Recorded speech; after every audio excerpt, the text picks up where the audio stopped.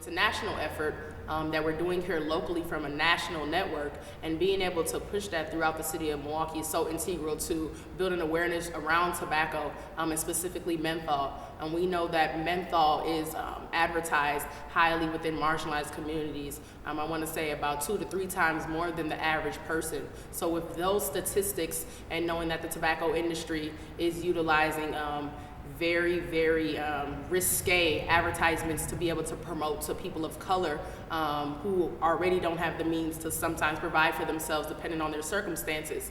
It's so integral that the church gets involved where they can meet people where they are at. It appears that there is evidence that menthol, when added to tobacco, might increase the addictiveness of nicotine, which is the compound that maintains the addictiveness of cigarettes. So if we can use this information to inform the community and policymakers that menthol actually has biological effects that may make tobacco more addictive, that might allow us to potentially change how that product is marketed.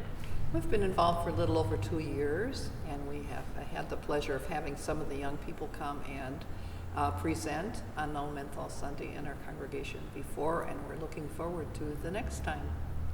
The FACT team came with some of the adults of your organization, and they presented to us in worship, shared some facts about no menthol and the targeting of the African American community by tobacco companies with the menthol products. And then the FACT team and some of your adults came and shared with our teen Sunday school class.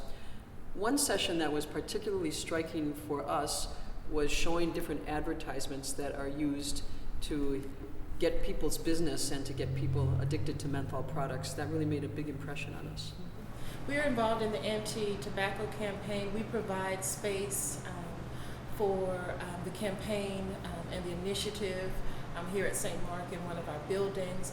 We also invite them to have a table at all of our events, at the back to school event, at the worship under the trees, at the jazz under the trees, whatever the event is. All of our youth events, we invite them to come.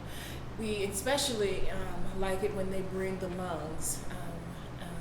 People, both young and old, are intrigued by the look of lungs that have used tobacco and those that have not. It's been very impactful.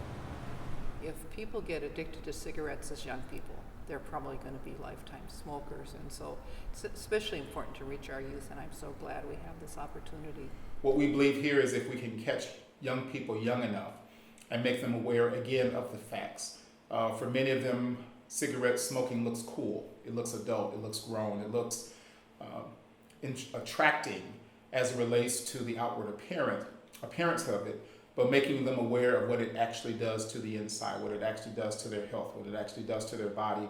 And what we found also is some of the young people actually go back to their parents and grandparents who may be smoking and seek to entice them to make those changes, because I know one young lady went to her grandmother and said, "Grandma, I want you to be around for my wedding, but you can't do that if you keep smoking." So we feel if we can target that population, the younger generation, they can also be advocates for addressing it with their families, parents and grandparents. I know that the lift is heavy and the lift is large, but with the territory that we hold in our communities and the turf that we stand upon, if we can come together, we can definitely make some things happen, but we have to come together on a collective front.